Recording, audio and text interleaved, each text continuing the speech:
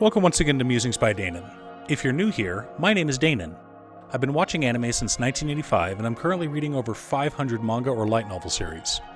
As someone who has read a lot of manga and seen a lot of anime, as well as studied genre and story structure, I feel I have a pretty good grasp on which manga are worth your time, depending on your tastes.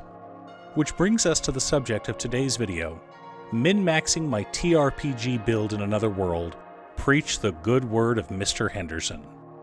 But before we get started, I'd like to quickly ask you to like and subscribe. It really does help the channel, and it's free. With that out of the way, let's get into the video. Min-maxing my TRPG build in another world, preach the good word of Mr. Henderson is a light novel series you can pick up over on Bookwalker. Volume 5 just came out, but Volume 4 was split into 2 books, so there's actually 6 books that you can read. But before I go in and explain the series, I wanted to give you some background information so that you can better understand and appreciate it. Trust me, it will increase your enjoyment of these books, and maybe you'll learn something. Of course, if you're already familiar with multiple tabletop role-playing game rule sets and know who Old Man Henderson is, feel free to skip to the timestamp appearing on the screen right now. Tabletop role-playing is a tradition started by Gary Gygax in the 1960s. Instead of playing war games, a type of game that's been played back to antiquity where people control entire armies, Gary and his friends had the idea of controlling a single character. War games would often use miniatures to represent units, maybe a squadron, or perhaps an entire battalion. These miniatures would be placed on a map and a battle would take place. But what if a miniature only represented a single person instead of an entire squad? This was the birth of a game known as Chainmail, which eventually became Dungeons & Dragons. From there, a revolution began. Palladium, Rollmaster, Besom, GURPS, Pathfinder, all of them can trace their roots to Gary Gygax and his friends playing games in a basement.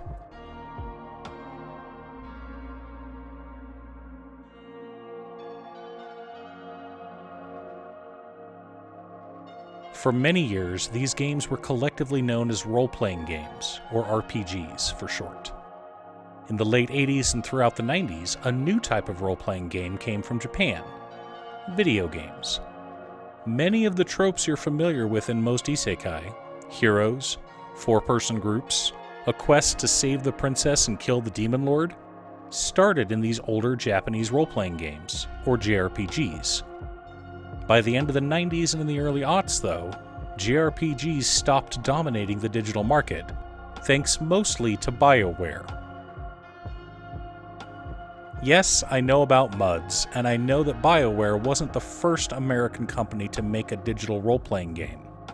But they were the best in the business. Don't believe me?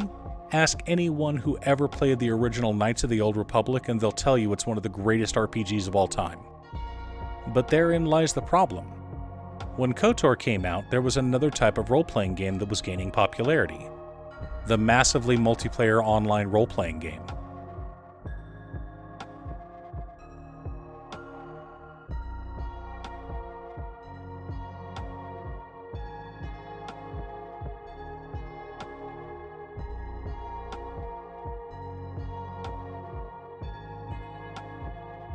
So with all of these new acronyms, JRPG, MMORPG, LARP, where did that leave our basement dwellers with their beloved analog role-playing games? What was a dice goblin to do? Eventually, the acronym TRPG was coined, with the T standing for tabletop. After all, sitting around a table, rolling dice, and using your imagination to create a cooperative storytelling experience is how the whole genre of games started. Min-maxing refers to a method of character building in role-playing games. Basically, you want to minimize your negatives while maximizing your positives. If you're a mage, you want your spells to deal as much damage as possible, while having various protections and escape methods to increase your chances of survival. For rogues, you want to have as many bonuses to stealth as possible. If you're a frontline fighter, you want to not only be able to take a hit, but also to avoid damage, without letting those puny casters in the back line get hit, of course. Min-maxing is a popular way to build characters in role-playing games, but taken too far and you become a munchkin. and no one wants to be known by that dreaded title. But who is Mr. Henderson, and why is his name in the title? Gentle reader, buckle up, for you're about to hear the greatest story ever to take place in a role-playing game. Allow me to set the scene. Not everyone wants to play in a traditional proto-medieval European setting with knights and dragons and castles. Some people want to pilot mecha, like in Lancer, while others prefer more modern gameplay, like kids on bikes. My personal favorite system is GURPS, which stands for Generic Universal Role-Playing System. With GURPS, you can run any kind of campaign in any setting, all using the same rule set. Some people don't care about the rules as much and care more about the setting. For example, you've got Shadowrun. Shadowrun's world is amazing. Basically classic D&D races combined with cyberpunk. But the rules can be a bit overwhelming for new players. Maybe you want to be a creature of the night, so White Wolf's worlds are more for you. Either vampire or werewolf. Or maybe you're wanting to play a cosmic horror game based on the works of H.P. Lovecraft. In that case, there's always Call of Cthulhu, or the one in which the Mr. Henderson story takes place, Trail of Cthulhu. After having numerous characters killed for ridiculous reasons, falling out of an airplane, receiving an evil curse and being killed by a horse, something inside this player just snapped. You see, this particular player would get emotionally attached to a character, to the point of becoming that character at the table. He didn't mind when characters died, that was part of the game.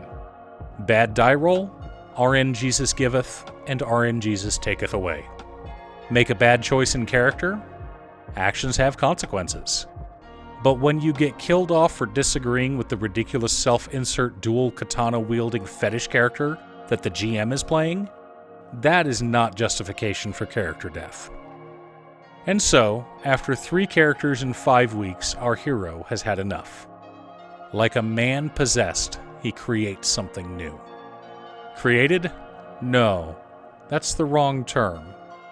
It was always there, and I just gave it life. I put this thing to paper, and I'm bringing it down like the wrath of God. This new character, Old Man Henderson, had a 340-page backstory that served 3 purposes. 1.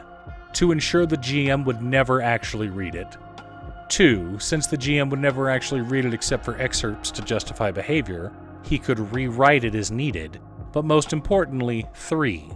Convince everyone that this was a serious character and not the game-destroying monstrosity it actually was. When asked if Henderson was the character's first name or last name, our player responded, "I don't know." Henderson wore combat boots modified to be Heelys, cargo shorts, and an open-fronted Hawaiian shirt with a wife beater beneath. His hair was gathered into a mohawk and he had an impressive beard, a pair of aviators that he never took off for any reason, and a stuffed parrot named Rupert.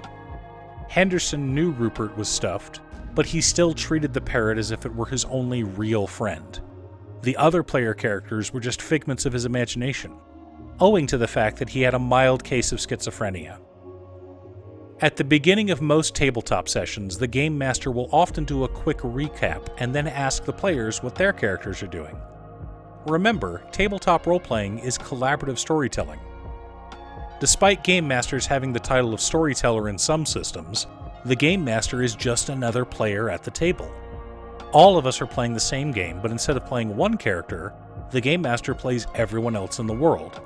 The monsters and villains, yes, but also the allies and innocents that the players meet along their journey. So, at the beginning of this particular session, Old Man Henderson was having a rousing, slightly chemically induced conversation with Rupert when he noticed his beloved lawn gnomes were missing. Who would protect our Zatzenfruit garden from witches' spells and wood trolls? There is no way one person could steal 215 lawn gnomes. This had to be the work of an organized group. What was the name of that church around the corner again? That's right, the Mormons. Of course, it wasn't the Mormons, it was the cult of the King in Yellow that had set up shop in town. They hadn't stolen Old Man Henderson's lawn gnomes, though. He donated them to charity, then got drunk and forgot about it. But that didn't stop him from driving over to the church, pulling out a combat shotgun, killing the suddenly summoned Shoggoth as well as one of the other player characters and the High Priest, then setting the building on fire and escaping. Take a step back and imagine this. You're a game master. You have an entire session planned out, and one of your players manages to completely destroy all of your carefully laid plans in the span of about 10 minutes. This was not the first time, nor would it be the last, that Old Man Henderson completely derailed the campaign, and probably led to the game master getting stomach ulcers. The story goes on, and I'm a big fan of both the ice hockey rink from hell and the dropping the yacht story. I'll leave a link to the full story below. The point of me letting you know about Old Man Henderson, dear viewer, is that because of this story, there is now the Henderson scale, which is brought up numerous times throughout the light novel. The number of Hendersons, be it fractional or numerous, determines how much a character threw the Game Master's campaign off the rails. How much of the story was completely thrown out the window and had to be redrawn from scratch? How much collateral damage was there to the city? Do we just push the reset button and have everyone roll new characters? The rest of the title, In Another World, should be familiar to anyone reading light novels or watching anime. This series is an isekai. Unlike other isekai, though, the main character dies of cancer rather than overwork or being truck-cooned. And since he was a fanatic tabletop roleplayer, the god who reincarnates him allows him to build his new life as if this were an RPG. Only he claims not to be a god. He's a Bodhisattva in training on the path to becoming a future Buddha. His job, he explains to our main character, is to work with the gods of various worlds. Some worlds are ultimately fated to collapse, and the gods who oversaw those ill-fated worlds would request assistance. You see, divine rules prevent direct godly interference, but placing a blessed mortal soul and nudging them along the correct path would help to save the imperiled planet. And so our story begins, with 5-year-old Eric, the fourth son of an independent farming family in the Trialist Empire of Rhine, suddenly discovering that he has 2 sets of memories. One, a 5-year-old peasant boy. The other, a 40-year-old office worker whose greatest joy was in picking up a new rulebook or supplement. It didn't matter which game it was for, new books were always a joy to pick up. Eric now finds himself with the greatest role-playing game he's ever played. 10 stats, thousands of advantages, and millions of skills.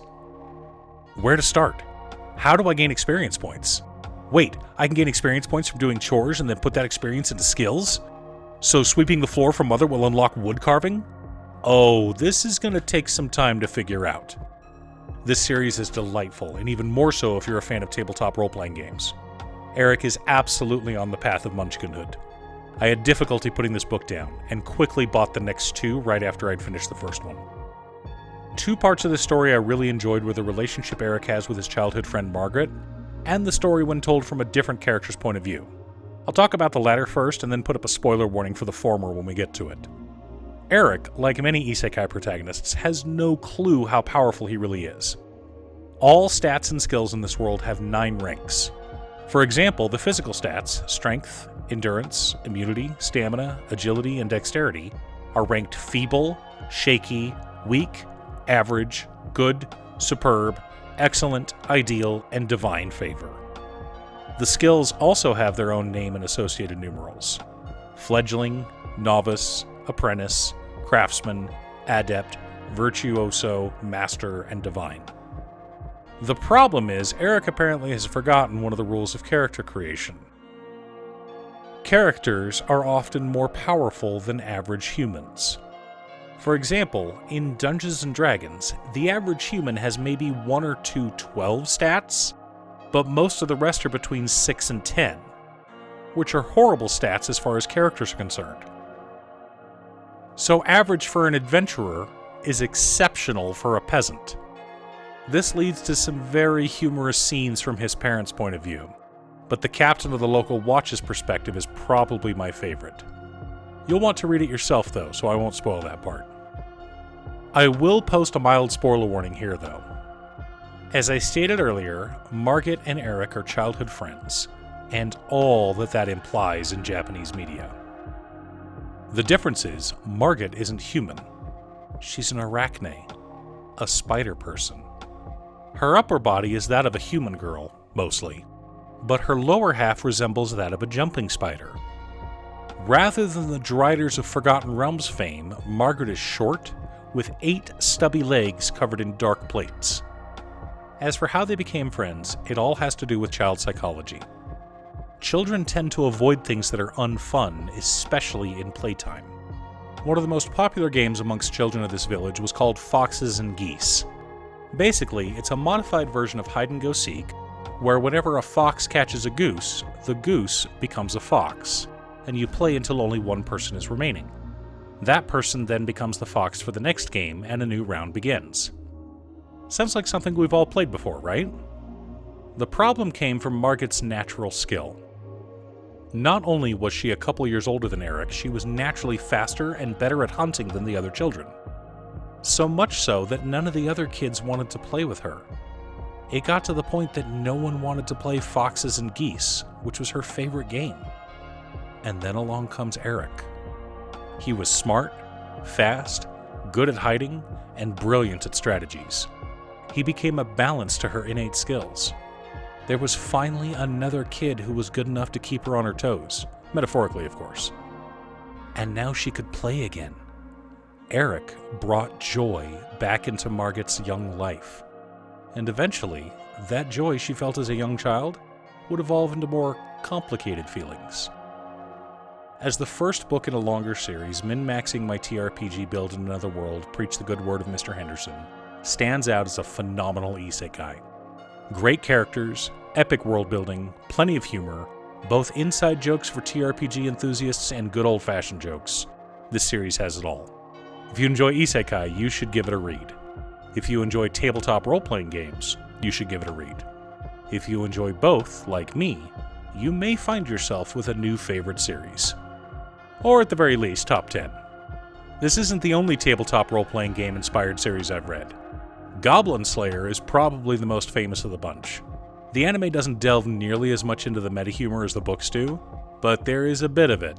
In the books, a line that's often repeated is, "Not even the gods know which way the dice will roll." You've also got the manga series, Otherworldly Munchkin, Let's Speedrun the Dungeon with only 1 hit point. That's another great series I highly recommend. In fact, I've already done a video on it, so I'll just post a link in the upper right-hand corner. Do you have a favorite tabletop story? Or a favorite system?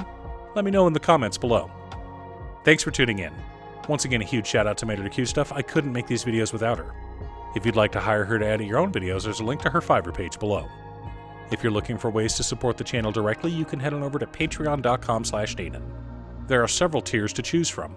You can pick an anime or manga for me to do a video about, or you can join our monthly manga club. I also wanted to give a quick shout out to all of my patrons: Waffles, Jiraiya, Muffins, Marcus, Phoenix of Ice, Squishy, Brett, Roxy, Brian, Josh, Sean, and Zach. You guys are awesome. I post anime or manga videos often, so you can click here to watch additional videos, or you can ring the bell to be notified when new videos come out. If you're looking for Commander content, I split my channel last year, so all new Commander videos are over on the other channel, Commander by Danon. Again, thanks for watching, and I'll see you all again next time on Musings by Danon.